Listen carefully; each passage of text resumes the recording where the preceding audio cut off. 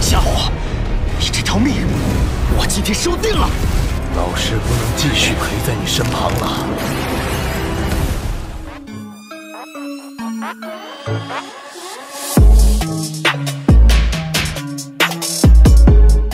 Halo para tetua, para pecinta Battle Through the Heavens dimanapun kalian berada.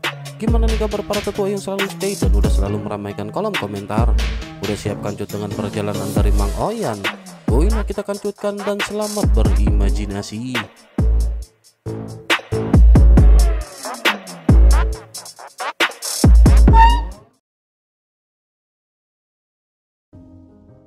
Cerita di Kanjut di mana Xiaoyan berhasil memaksimalkan kekuatan teratai penghancur di menara pemurnian.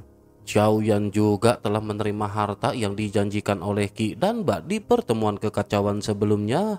Setelah memperoleh ketiga harta tersebut, Xiaoyan menyimpan telur naga ke dalam batu giok khusus dan menyerahkannya kepada Yi agar diberikan kepada Wu. Xiaoyan sadar bahwa dirinya mungkin tidak akan segera memiliki kesempatan untuk pergi ke dunia gunung dan laut, sehingga merasa lebih tepat jika mempercayakan benda itu kepada Wu. Meski tidak mengenal Wu secara pribadi, Xiaoyan telah melihat dari berbagai pertemuan yang pernah terjadi bahwa Wu lebih dapat diandalkan jika dibandingkan dengan Ye Beijing. Sementara itu nomor 5 menunjukkan kepedulian besar terhadap kelangsungan dunianya dan berupaya keras memecahkan segala ancaman yang membahayakan. Singkat cerita, setelah Xiaoyan bangkit, Xiaoyan pada saat ini mengeluarkan klon dewa asli dari pusat bumi. Berkat kerjasama antara klon dewa asli dan klon jangkrik emas, semua binatang luar angkasa yang berada di bintang berbahaya berhasil dimusnahkan. Klon jangkrik emas kini telah mencapai kestabilan tingkat kelima. Untuk melangkah lebih jauh, ia perlu melahap binatang luar angkasa berbahaya lainnya. Xiaoyan segera menetapkan lokasi target berikutnya, lalu terbang menuju tempat makhluk itu berada. Di sana ada seekor naga hitam bersayap 4 dan berkelapa 2. Ia memiliki kemampuan menyemburkan es dari satu mulut dan api dari mulut lainnya. Dengan kecepatan penuh, Xiaoyan menyerbu langsung ke arah naga tersebut. Dua cahaya pelangi panjang mendekat dari sisi kiri dan kanan sebelum akhirnya menyatu bersama. Tiga sosok ini akhirnya bergabung menjadi satu wujud yang menyatu sempurna. 9 segel bintang muncul di antara alis Xiaoyan dan aura yang keluar darinya melonjak tajam. Lautan api berputar di sekeliling tubuhnya sebelum akhirnya menghantam naga tersebut. Benturan ini menghasilkan ledakan besar seperti meteorit yang menghantam permukaan bumi. Naga itu pun seketika meraung kesakitan dan tubuh raksasanya terhuyung serta jatuh ke tanah. Sosoknya menghancurkan beberapa pegunungan di sekitar. Sebelum ia sempat bangkit, serangan berikutnya kembali datang. Xiaoyan mengangkat Angry Buddha Lotus 3 warna dan melemparkannya sebelum akhirnya menggunakan 7 langkah mengejutkan para dewa. Dalam waktu kurang setengah batang dupa, naga hitam berkelapa 2 itu berhasil dikalahkan Xiaoyan. Meski tergolong sebagai makhluk luar angkasa yang sangat berbahaya dan sebanding dengan keabadian dewa tingkat keempat, ia tetap tidak mampu bertahan melawan Xiaoyan yang tengah berada dalam kondisi penuh niat membunuh. Setelah pertarungan selesai, Xiaoyan memperoleh 3000 kristal ruang waktu tambahan. Jika digabungkan dengan 5000 kristal yang telah dikumpulkan sebelumnya, totalnya kini mencapai 8000. Dengan persediaan itu, Xiaoyan pada akhirnya terus bergerak maju bersama tim Fearless. Setibanya di lokasi selanjutnya, Xiaoyan mendengar bahwa Raja Roh berada di sana. Xiaoyan tidak bisa membiarkan tim Fearless menghadapi ancaman sebesar itu sendirian, sebab pertemuan dengan Raja Roh dapat membawa konsekuensi yang mengerikan. Namun jumlah kristal yang mereka miliki masih belum cukup mengingat banyaknya anggota dalam tim tersebut. Oleh karena itu, setelah memusnahkan monster luar angkasa di planet tersebut, Xiaoyan kembali membawa tim Fearless dan beraksi dengan pola yang sama. Xiaoyan memilih bintang terdekat dan memusnahkan semua makhluk luar angkasa yang berada di sana. Dalam pikiran Xiaoyan pada saat ini terselip sebuah pertanyaan. Xiaoyan bertanya-tanya apakah mungkin Xiaoyan bisa menunda waktu dengan memasuki lipatan waktu dan ruang berikutnya. Xiaoyan akhirnya melesat dengan kecepatan penuh, menjaga jarak sekitar 1000 kaki dari tim Fearless untuk mencegah kemungkinan serangan mendadak yang tidak bisa ditahan oleh timnya. Bersamaan dengan Xiaoyan yang terbang, Xiaoyan juga membuka gulungan yang diberikan oleh sang ratu. Pada saat itulah fungsi sejati dari gulungan tersebut mulai memperlihatkan peran pentingnya. Xiaoyan segera mencari bintang-bintang berbahaya atau batas ruang angkasa. Hanya dengan membunuh binatang luar angkasa yang berbahaya, Xiaoyan dapat meningkatkan kekuatan klon jangkrik emas. Binatang luar angkasa biasa tidak akan lagi mampu memberikan manfaat yang berarti. Selama perjalanan, mereka berhasil mengumpulkan 10.000 kristal waktu dan ruang. Xiaoyan mempertimbangkan kebutuhan setiap individu di dalam timnya. Xiaoyan juga mengingat pesan sang ratu tentang kedatangan para senior sebelumnya. Menyerahkan tim Fearless kepada mereka mungkin menjadi langkah terbaik untuk menjamin keselamatan semua orang. Tanpa ingin membebani rekan-rekannya, Xiaoyan tetap memberitahu tim Fearless mengenai situasi yang akan mereka hadapi. Meskipun mereka mungkin tidak bisa banyak membantu Xiaoyan, Xiaoyan tidak ingin mereka menjadi penghalang. Sementara itu di sisi lain, Long Yi menunjukkan tekad yang kuat. Tatapannya tajam dan tinjunya terkepal menandakan kesiapannya untuk melindungi Xiaoyan dengan segenap jiwa dan raganya.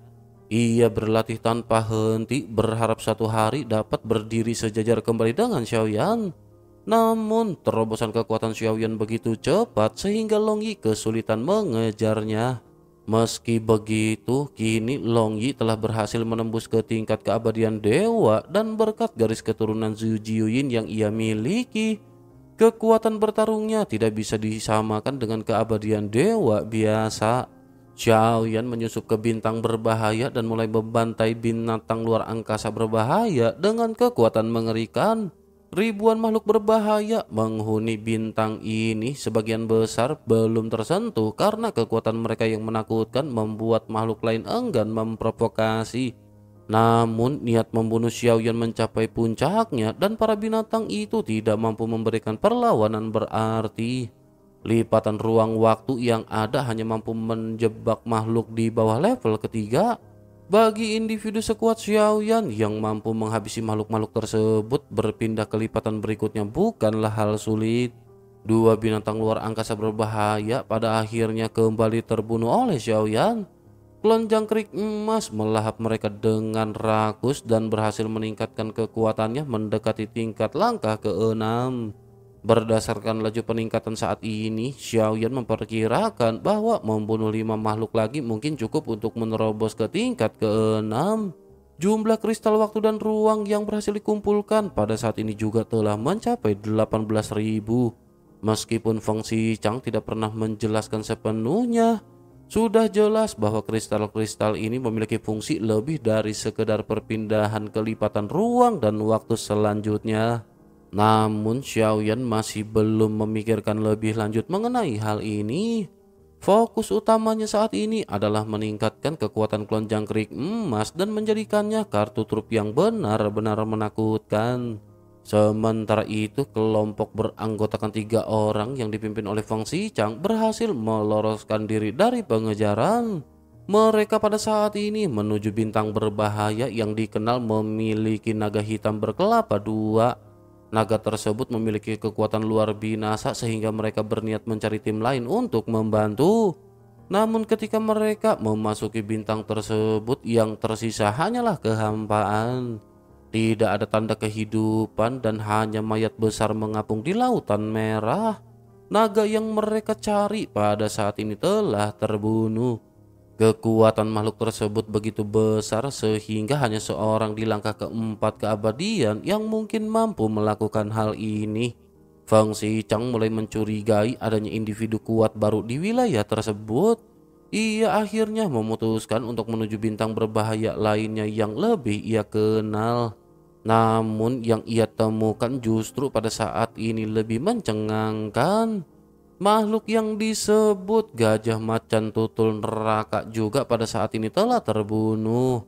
Makhluk ini lebih kuat jika dibandingkan dengan makhluk sebelumnya, dan Feng Xichang tidak menyangka bahwa makhluk ini juga telah mokat. Di planet itu, seluruh binatang buas telah dibantai tanpa tersisa. Feng Xichang pada saat ini hanya bisa terdiam dalam keterkejutannya. Ia bertanya-tanya makhluk macam apa yang sanggup melakukan pembantaian seperti ini.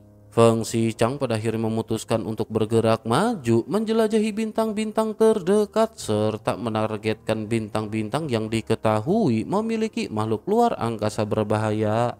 Namun seperti yang telah ia perkirakan, seluruh makhluk luar angkasa berbahaya yang ia temui berhasil dimusnahkan. Kekhawatiran pun mulai menguasai para pemburu kristal. Ketakutan akan punahnya semua makhluk luar angkasa berbahaya membuat mereka cemas. Tanpa makhluk-makhluk tersebut, mustahil bagi mereka untuk mengumpulkan kristal waktu dan ruang dalam jumlah yang cukup. Feng Xichang juga pada saat ini tidak luput dari rasa kecemasan. Ia merasa tekanan yang sangat besar karena satu persatu makhluk berbahaya lenyap begitu cepat. Tempat yang ia kunjungi saat ini hanya menyisakan kehampaan di setiap bintang yang sebelumnya dipenuhi ancaman. 5 bintang berbahaya telah dibersihkan secara berturut-turut. Ini merupakan sebuah pencapaian luar biasa yang membuatnya curiga bahwa pelakunya bukanlah seorang di level keempat. Mungkin saja orang ini berada di level kelima atau bahkan lebih tinggi. Tanpa membuang waktu, Feng Xichang membawa 2 gadis yang menyertainya dan segera menuju bintang berikutnya dengan kecepatan penuh. Sementara itu di sisi lain, para raja roh yang bergerak secara terpisah mulai mendapatkan petunjuk. Mereka mengerahkan banyak roh hantu untuk melakukan pencarian besar-besaran. Namun yang mereka temukan hanyalah kehancuran yang bersebaran di mana-mana. Bintang-bintang telah sepenuhnya hancur tanpa menyisakan satupun makhluk luar angkasa. Dengan panik mereka mempercepat upaya pencarian, menargetkan Xiaoyan sebagai pihak yang paling mungkin bertanggung jawab atas hal ini. Sementara itu, Xiaoyan tidak menunjukkan tanda-tanda berhenti. Fokusnya tertuju hanya pada memburu makhluk luar angkasa yang berbahaya. Seiring waktu, kekuatan klon jangkrik emas miliknya terus meningkat dan mulai mendekati level ke-6. Jumlah kristal waktu dan ruang yang berhasil dikumpulkan juga telah mencapai angka 23.000. Meski demikian, jumlah tersebut masih belum cukup untuk mencapai tujuan besarnya. Dalam pencarian berikutnya, Xiaoyan akhirnya melintasi sebuah bintang lain. Di sana Xiaoyan menemukan makhluk-makhluk yang mencurigakan. Keberadaan mereka tidak menunjukkan fluktuasi jiwa, namun masih memiliki aura aneh yang familiar. Xiaoyan pun segera menyembunyikan dirinya dengan giok tersembunyi, membuat roh-roh hantu itu kehilangan jejak. Dari pengamatan Xiaoyan, makhluk-makhluk itu tampak memiliki ciri khas roh hantu dengan mata putih tanpa pupil. Jumlah mereka mencapai 7 hingga 8 orang, dan ini menunjukkan bahwa Mansion Surgawi telah mengerahkan seluruh kemampuannya untuk mencari Xiaoyan. Namun perasaan ancaman yang dirasakan oleh Xiaoyan justru berasal dari pihak lain dan bukan dari Raja Roh. Tanpa mempedulikan kehadiran roh-roh tersebut, Xiaoyan melanjutkan pemburuannya. Xiaoyan tahu bahwa untuk meningkatkan kekuatan klon jangkrik emas, Xiaoyan harus terus memburu makhluk luar angkasa berbahaya. Pertempuran pun kembali terjadi, dan kali ini pertempuran berlangsung sengit. Banyak ledakan pada akhirnya menarik perhatian makhluk-makhluk kuat lainnya di planet tersebut. Roh-roh hantu juga pada saat ini segera mendatangi lokasi pertempuran. Namun yang mereka temukan hanyalah bangkai makhluk luar angkasa berbahaya yang telah terbunuh. Dengan giok tersembunyi yang masih menyamarkan auranya, Xiaoyan pada saat ini melanjutkan kembali perjalanannya. Selama Xiaoyan tidak secara langsung bertarung dengan makhluk kuat lain, kemungkinan dirinya ditemukan oleh para Raja Roh masih sangatlah kecil. Tetapi meskipun begitu, ancaman dari Mansion Surgawi dan para Raja Roh masih terus membayangi langkah Xiaoyan. Para pengkhianat itu pada saat ini telah menjadi target pembalasan dari Xiaoyan. Xiaoyan terus bergerak maju tanpa menghiraukan apakah keberadaannya akan diketahui atau tidak. pergerakannya yang cepat segera menarik perhatian para raja roh yang langsung menyusuri jalur bintang-bintang berbahaya untuk memburu Xiaoyan. Dalam pengejaran tersebut, mereka berhasil membunuh dua binatang buas luar angkasa yang sangat berbahaya dan mengumpulkan kristal waktu dan ruang dalam jumlah besar. Namun, rintangan muncul pada tingkat kelima dan keenam.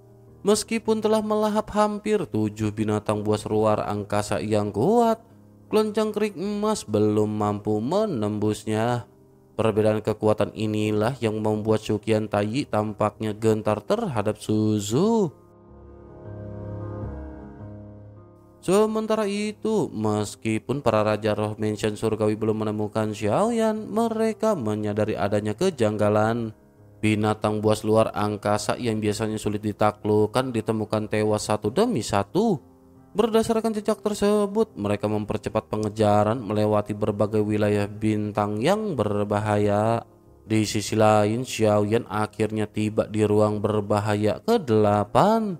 Ini merupakan sebuah wilayah yang bukan lagi berupa bintang, melainkan ruang angkasa yang dipenuhi dengan gunung berapi tanpa uap air dan aliran magmanya menggantikan sungai. Binatang buas yang mampu bertahan hidup di tempat ini memiliki kekuatan fisik luar biasa dan menguasai elemen api. Dunia magma ini juga telah menjadi habitat mereka. Namun kehadiran Xiaoyan justru menciptakan sebuah fenomena yang aneh. Api di sekelilingnya seolah-olah berkumpul dan tunduk kepada Xiaoyan seakan menyembah raja mereka. Tim Fearless yang berada di kapal dewa kuno tetap aman dengan perlindungan kuat yang melindungi mereka dari suhu ekstrim. Tidak lama setelah Xiaoyan memasuki wilayah tersebut, para roh hantu menyusul dengan arah pencarian yang lebih terfokus. Mereka pada akhirnya menemukan Xiaoyan sedang bertarung dengan salah satu binatang luar angkasa.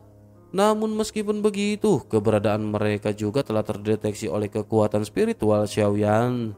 Tetapi meskipun begitu, Xiaoyan tetap memilih tempat ini sebagai medan pertempuran karena menyadari bahwa ruang magma ini memberikan Xiaoyan keunggulan. Singkat cerita, waktu berlalu dan di langit terdengar siulan pelangi panjang.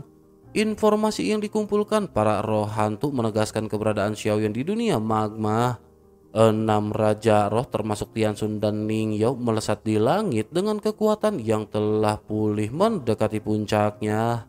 Mereka berpikir bahwa Xiaoyan yang dulunya adalah keabadian kaisar ratusan tahun yang lalu diperkirakan baru mencapai level pertama keabadian dewa. Selain itu, bagi kelompok para raja roh, bahkan seseorang dengan kekuatan level ketiga pun bisa mereka taklukkan dengan serangan gabungan.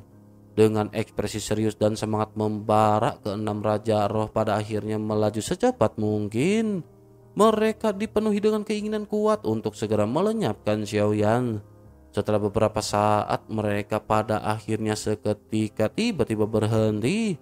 Di hadapan mereka berdiri seorang pria tegap memegang pedang berat dengan rambut terurai dan api yang berkobar di sekeliling tubuhnya. Xiaoyan telah lama menunggu di sana dan siap menghadapi siapapun yang datang. Ketegangan pada akhirnya membuncah dan para raja roh menyadari bahwa pertempuran penentuan akan segera dimulai. Xiaoyan dikelilingi oleh kobaran api seperti raja yang berasal dari nyala api itu sendiri. Ketika melihat dua sosok yang dikenalinya, mata Xiaoyan sedikit menyipit. Sosok ini adalah Tianxun dan Ningyao, dua individu yang pernah memburunya di alam iblis keabadian kuno. Namun semuanya berakhir dengan jantung mereka yang dihancurkan oleh belati Tongyu oleh Xiaoyan. Namun kini mereka kembali muncul di hadapan Xiaoyan seolah kematian mereka sebelumnya tidak pernah terjadi. Xiaoyan jelas merasa sedikit terkejut. Jantung biru abadi yang menjadi inti kehidupan mereka telah hancur, namun keduanya bisa kembali berdiri di hadapan Xiaoyan. Kejadian ini bertentangan dengan logika dan hukum kehidupan yang Xiaoyan fahami. Namun meskipun demikian, Xiaoyan menyadari kekuatan Raja Roh tidak lagi menjadi ancaman utama bagi Xiaoyan. Mereka tidak lagi sebanding dengan Xiaoyan yang saat ini. Di sisi lain, Ningyao pada saat ini maju dengan amarah yang telah terpendam selama bertahun-tahun. Aura Doki yang kuat pada saat ini terlihat menyelubungi tubuh Ning Yao. Dari dalam lengan bajunya seekor ular biru kecil muncul dan segera berubah menjadi seekor ular piton raksasa. Makhluk itu bersama dengan Ning Yao meluncurkan serangan dengan ganas menuju ke arah Xiaoyan.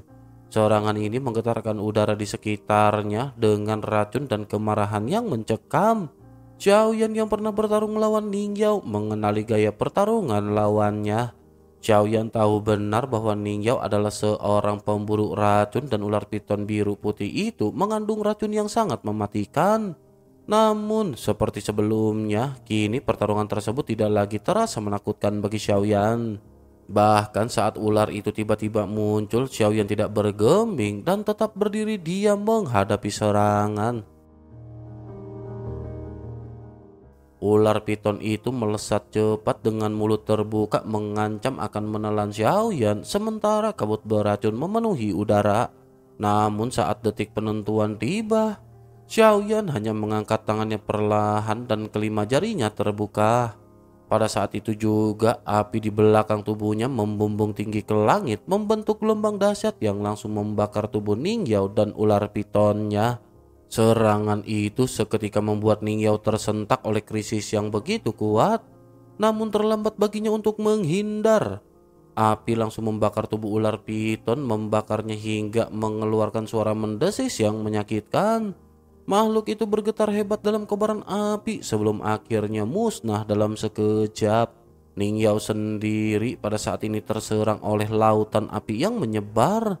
Ketika akhirnya keluar dari kobaran tersebut, wajahnya dipenuhi dengan rasa malu dan kekalahan.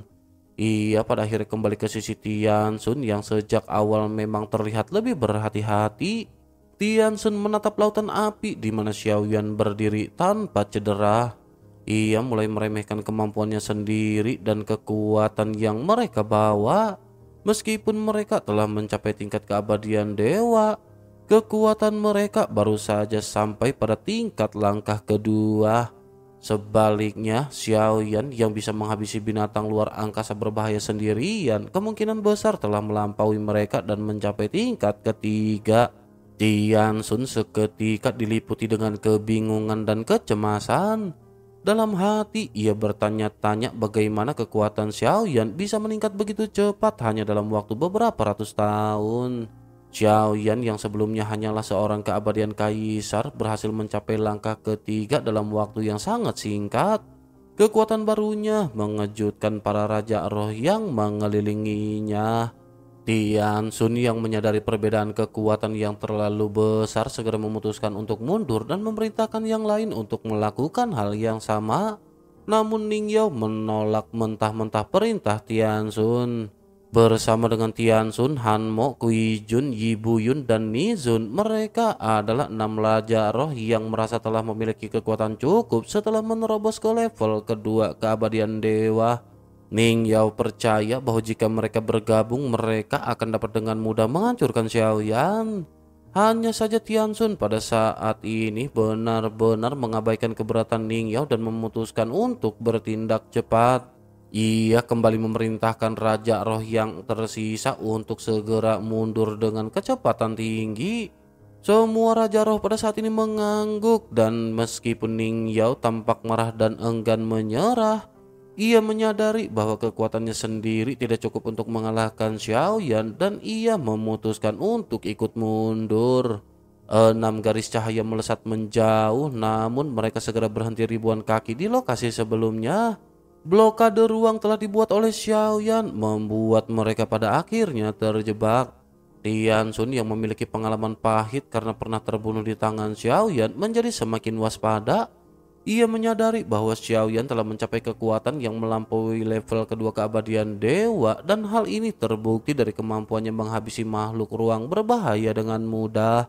Sementara itu Xiaoyan pada akhirnya muncul di hadapan mereka dengan aura yang mencekam dan mengangkat pedang berat misterius miliknya.